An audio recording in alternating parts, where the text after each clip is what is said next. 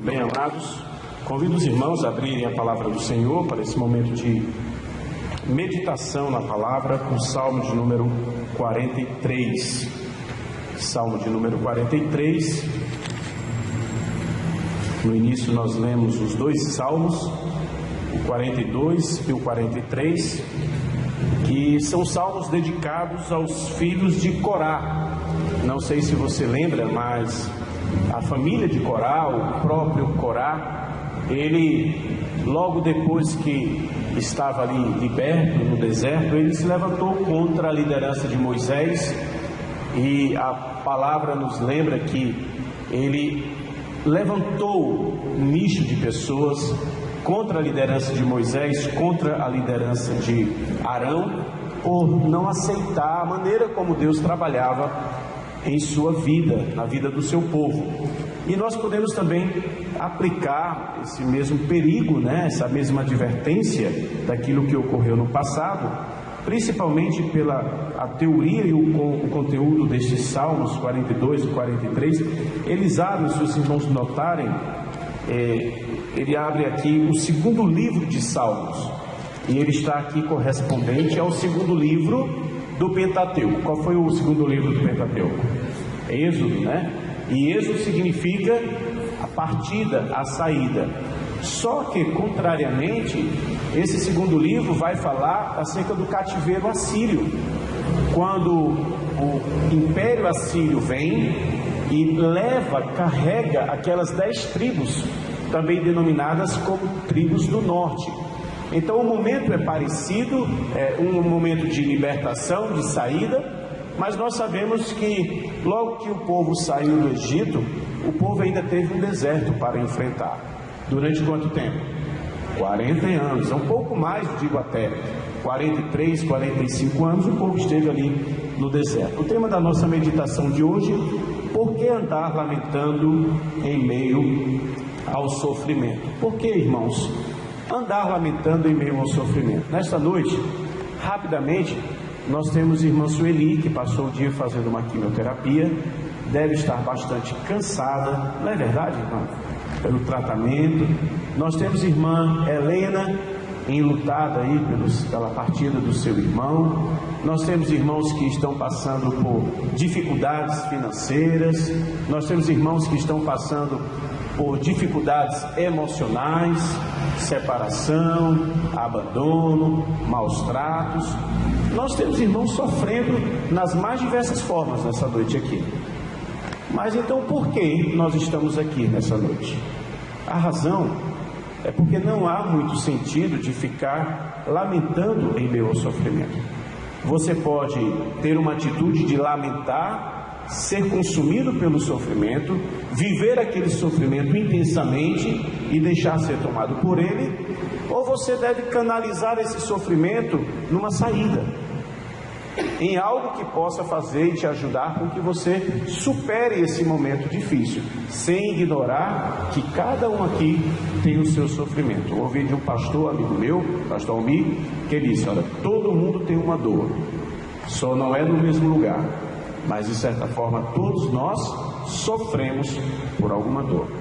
O salmista, no Salmo 43, os filhos de Asaf, ele nos mostra então 4 conselhos que nós podemos aplicar na nossa vida, de não atender ou não tomar uma decisão de andar só lamentando, até porque isso não nos fará bem algum. E ele reflete aqui nesse momento, esse momento de cativeiro, esse momento de dor em que eles estão agora novamente vivendo uma nação ímpia, uma nação que está sobre eles aqui, trazendo muito sofrimento. Então ele começa o verso 1 dizendo: faze-me justiça, ó Deus, e pleiteia a minha causa contra a nação contenciosa, livra-me do homem fraudulento e de o injusto. Aqui o salmista nos ensina, irmãos, que em momentos de angústia nós devemos ter Deus como o sol da nossa justiça. O Salmo 37, versículo 6 nos lembra: farás sobressair a tua justiça como o sol ao meu dia.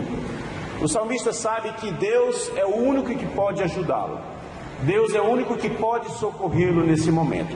Suas forças são limitadas, ele não tem muitos recursos, ele não sabe como agir, mas note que ele diz: faze-me justiça, ó Deus.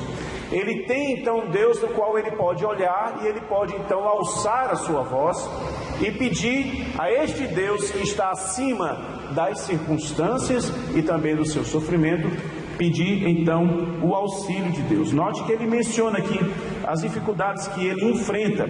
Ele está então vivendo em meio a uma nação contenciosa, um povo de briga, um povo de contendas. Imagine então o que é viver do lado de pessoas que estão brigando por todo momento, pessoas sem paz, pessoas acusando, pessoas levantando questões mínimas, fazendo de um copo com água uma grande tempestade. Imagina o que é viver do lado de pessoas assim. Mas ele descreve algo mais, ele diz: do homem fraudulento. Imagina então você viver sempre prejudicado, sempre alguém vindo lhe passando a perna, tirando proveito, com usura em cima de você, tirando acima de tudo as oportunidades sempre a ele e nunca a você.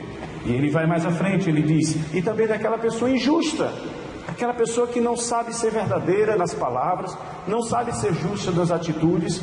Irmãos, viver rodeado de situações assim traz grande sofrimento. Aqui o salmista ele diz: eu estou sofrendo. Então ele levanta aqui situações e ele apresenta essas situações a Deus.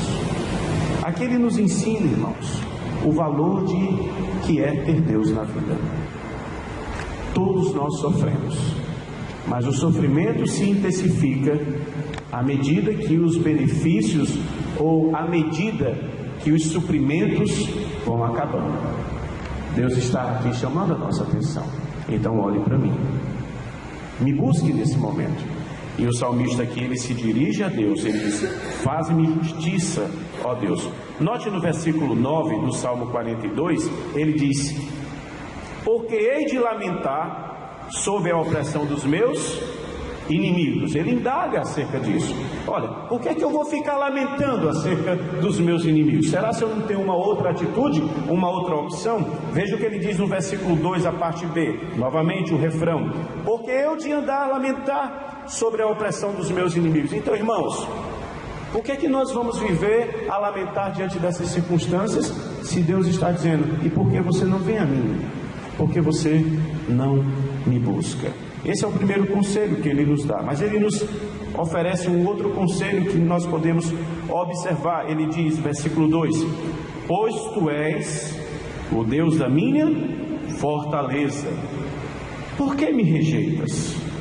Então, porque eu lamentar sob a opressão dos meus inimigos. Aqui o salmista, ele nos dá o seu conselho de que nos momentos da angústia nós devemos realmente voltar o nosso coração para Deus, como nós acabamos de fazer aqui, dizer o que nós estamos sentindo, dizer o que nós estamos passando, relatar a Deus. Mas você pode dizer: mas Deus não sabe? Sim, Ele sabe, mas nós sabemos que temos esse Deus. Não é falta de conhecimento de Deus, mas às vezes é falta do reconhecimento da nossa parte de que Deus sabe todas as coisas. Então ele diz assim: pois tu és o Deus da minha fortaleza, por que me rejeitas? Ele não compreende algumas coisas, ele até traduz que Deus está rejeitando, mas não é porque Deus está rejeitando que você está sofrendo. Irmãos, nossas lições, elas são mais obtidas, aprendidas por meio do sofrimento. Quando nós estamos bem, quando nós estamos felizes, quando nós estamos tendo tudo em abundância, acredite, poucas são as lições que nós acrescentamos à nossa vida. Essas coisas nós aproveitamos e elas muitas vezes passam vazias na nossa vida, mas a dor marca, a solidão fala, a necessidade marca e, acima de tudo, ensina. Então o salmista, ele tem consciência de que no meio do sofrimento Deus tem lições para lhe oferecer.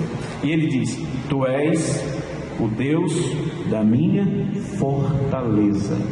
ele sabe que pode confiar em Deus. Então ele narra o seu sofrimento e ele nos desafia também a abrir o nosso coração, deixar de sermos orgulhosos e dizer: eu estou sofrendo nesta causa, eu estou passando por esta necessidade. Irmãos, quantas e quantas são as pessoas que não têm nada, mas são orgulhosas, não têm nada e ali ficam guardando para si aquele sofrimento.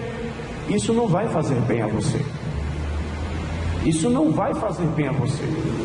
O salmista aqui nos diz que nós devemos abrir o nosso coração, declarar, dizer o que nós estamos sentindo, até mesmo que nós não entendemos. Deus sabe nos ouvir, Deus nos compreende. Então, narre o seu sofrimento ao Senhor, declare ao Senhor as suas incompreensões. Senhor, não estou entendendo isso na minha vida. Por que, Senhor? O que é que o Senhor quer me ensinar com isso?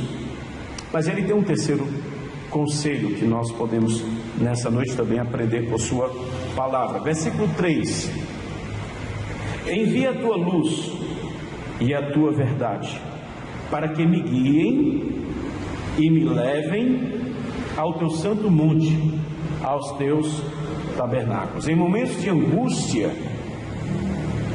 ofereça, acima de tudo, o seu coração em disposição para ir à casa do Senhor.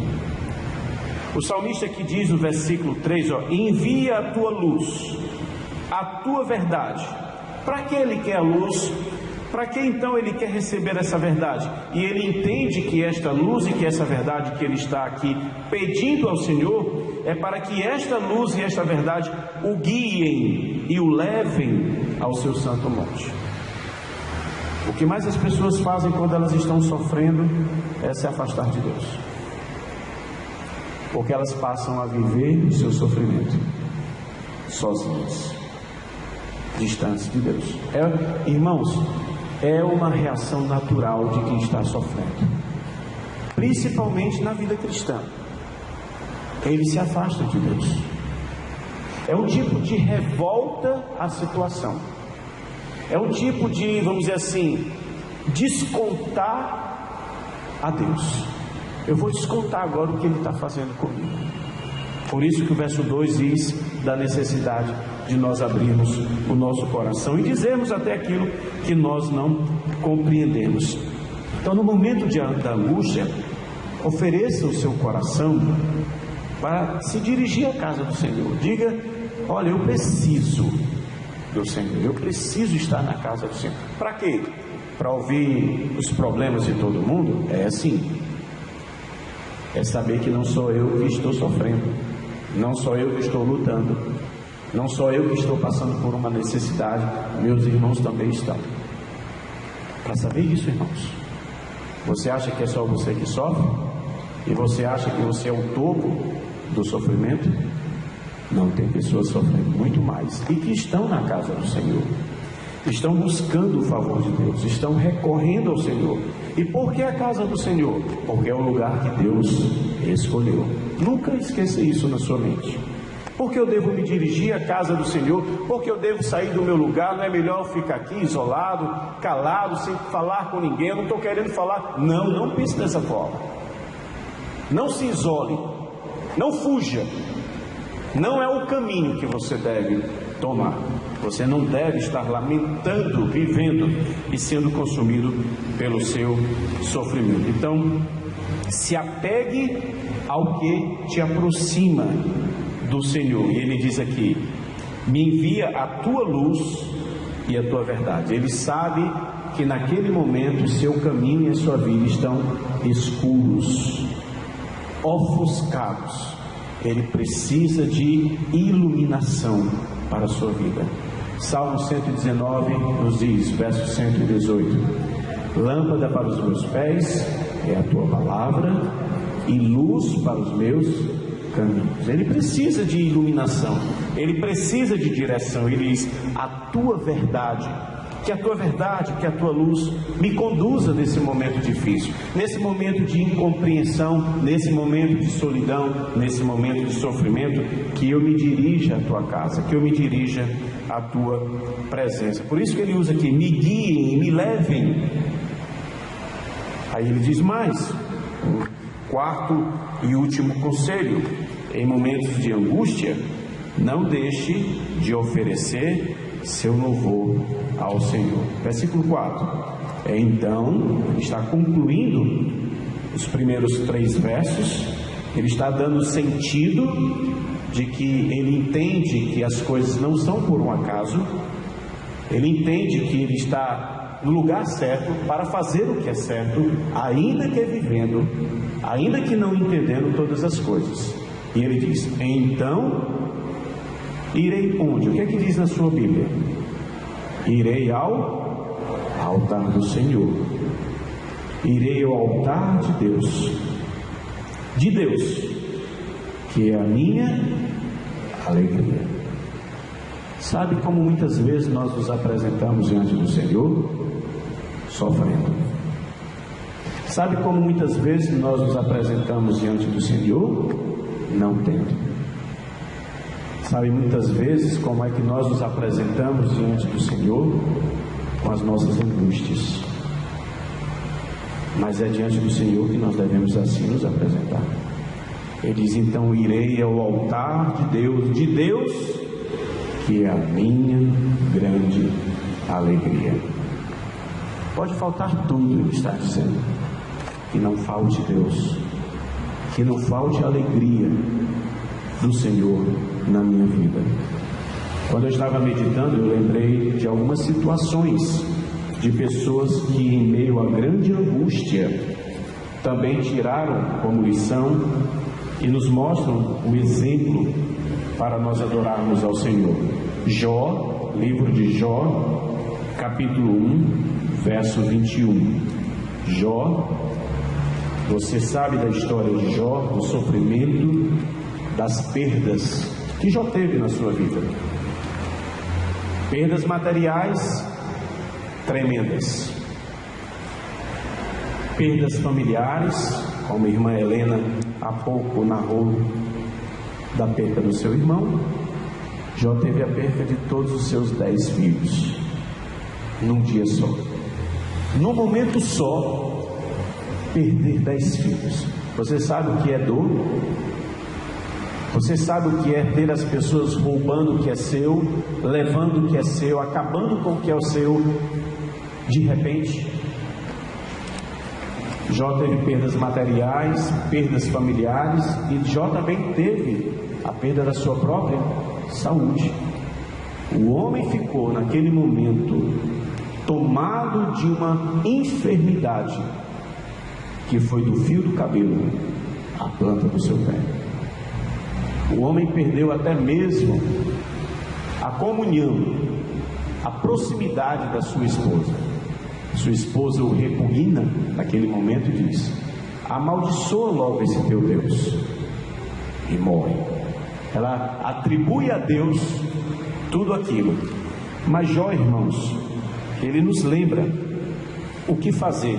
Capítulo 1, versículo 21.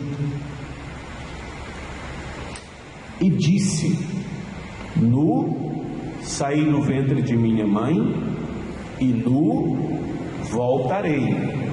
O Senhor deu, o Senhor tomou. E aí o que é que ele diz? Bendito seja o nome do Senhor. Ele louva o Senhor na angústia, ele louva o Senhor na perda, ele louva o Senhor no sofrimento. O salmista, voltando para o verso 4, assim também irei ao altar de Deus que é a minha grande alegria. Jó consegue louvar ao Senhor em meio a toda aquela calamidade, porque Deus era sua alegria, Deus era sua inspiração pessoal. Mas será se tem sido também a nossa? É assim que nós devemos entender. Mas ainda, ele diz: ao som da harpa eu te louvarei, ó Deus meu. E aqui ele usa um instrumento, porque ele era um ministro de louvor.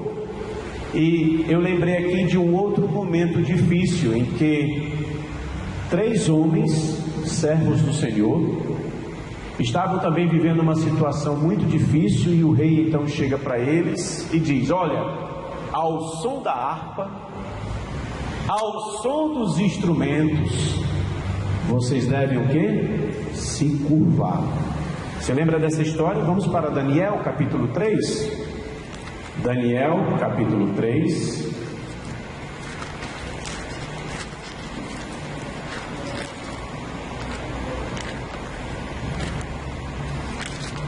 Daniel capítulo 3, versos 17 e 18.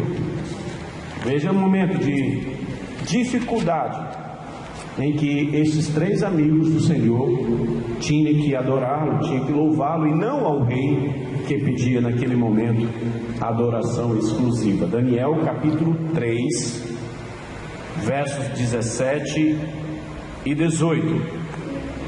O verso 16, de 15, pronto. Olha aqui. Agora, pois, estáis disposto, e quando ouvirdes o som da trombeta, do pífaro, da cítara, da harpa, do saltério, da guitarra de foles, prostrai-vos e adorai a imagem que fiz. Porém, se não a adorardes, sereis do mesmo instante lançados na fornalha de fogo ardente. E quem é o Deus que vos poderá livrar das minhas mãos? Responderam Sadraque, Mesaque e Abednego ao rei: ó Nabucodonosor, quanto a isso, não necessitamos te responder. Se o Senhor, partícula adversativa, se Ele quiser, está na decisão dele, não está na nossa, nem na tua, ó rei. Se o nosso Deus, a quem, o que é que ele diz? Servimos em que momento, irmãos? No momento da dificuldade, no momento do perigo, no momento da ameaça. Ele diz: se o nosso Deus, a quem servimos, quer livrar-nos, Ele nos livrará da fornalha de fogo ardente e das tuas mãos, ó rei. Se não for da vontade de Deus, fica sabendo, ó rei, que não serviremos aos teus deuses, nem adoraremos a imagem de ouro que levantastes. Irmãos, que fé, que exemplo para nós, que exemplo quando nós estamos sofrendo, quando nós estamos tendo necessidades e às vezes nós achamos que devemos ficar em casa, devemos deixar Deus, devemos deixar as coisas de Deus. Não, pelo contrário, é o momento de nós reunirmos os cacos do coração, reunirmos os poucos recursos que tivermos e dizermos: estamos aqui. Só Deus sabe como eu estou hoje aqui. Já ouviu essa expressão? Pastor, só Deus sabe como é que eu estou aqui. Eu escuto tanto isso. Clécia, eu escuto tanto isso. Você disse hoje, cansada, não é verdade? Só Deus sabe. E eu pergunto, precisa mais alguém saber? Não, não precisa. Chegue diante de Deus, então, como Jó chegou, e adora o Senhor. Chegue diante de Deus como chegou Sadraque, Mesaque e Abednego, e adora o Senhor. Chegue diante de Deus nessa noite e diga: Senhor, o que eu tenho, Tu sabes.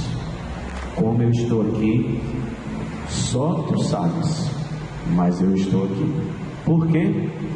Então ele conclui, versículo 5: por que estás abatido, ó minha alma? Por que te perturbas dentro de mim? Espera em Deus, pois ainda eu louvarei a Ele, meu auxílio e Deus meu.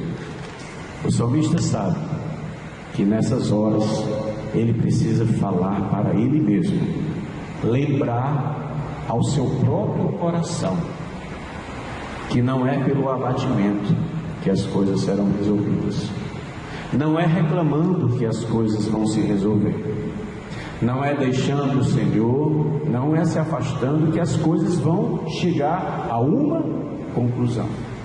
Mas ele vai falar de si para si. Ele está fazendo aqui uma introspecção, está falando a ele mesmo.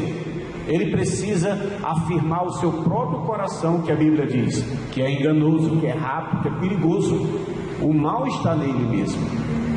O mal nem tanto está fora dele. Estava sim, mas ele diz, também em mim. E ele diz: por que estás abatido, ó minha alma? Por que te perturbas dele? Eu devo esperar em Deus. É Ele quem vem me socorrer. A Ele louvarei. Ele é o meu auxílio e o meu Deus. Segundo aos Coríntios, capítulo 4, nós vamos encerrar com esta passagem. Segundo aos Coríntios, capítulo 4, Paulo também é o outro exemplo. Irmãos, quando nós, em meio ao sofrimento, lemos da palavra de Deus, ou melhor, nós lembramos de outros grandes homens e mulheres, servos do Senhor, que também passaram por dificuldades, lutas, e se mostraram ali firmes, é como se estes viessem do seu tempo, se levantassem do seu momento e viessem nos socorrer. É como se nessa noite Jó saísse lá daquela luta que ele estava vivendo e viesse ao nosso encontro dizer o que nós devemos fazer. Sadraque, Mesaque e Abednego saíssem lá daquele momento e dissessem: olha, eu vim aqui te socorrer, eu vim aqui te mostrar como você deve fazer, porque nós vamos também fazer dessa forma, faça também. E aqui Paulo é um outro grande exemplo que sempre nos socorre por aquilo que divinamente inspirado por Deus nos lembra. Segundo aos Coríntios, capítulo 4, verso 14 a 18. Por que nós devemos lembrar, buscar o Senhor e dizer para a nossa alma: por que estamos abatidos, ó minha alma? Ele diz: sabemos que aquele que ressuscitou o Senhor Jesus também nos ressuscitará com Jesus e nos apresentará convosco, porque todas as coisas existem por amor de vós, para que a graça, multiplicando-se, torne-se abundantes as ações de graças por meio de muitos, para a glória de Deus. Dar graças a Deus, também dar graças a Deus no meio do sofrimento, das lutas e das vitórias. E Paulo está dizendo aqui: olha, aquele que ressuscitou Jesus Cristo também nos ressuscitará. Não esqueça, a nossa vida é uma vida de vitória. E ele diz isso, né? Estou certo que as coisas do presente não podem ser comparadas à glória que há de ser revelada em Cristo Jesus. Que Deus abençoe, que essa meditação na palavra do Senhor te desafie a não buscar, não viver, não tomar o lamento no momento do sofrimento, a reclamação, viver se lamentando, mas direcionar o seu coração, inclinar o seu coração para os conselhos da palavra do Senhor.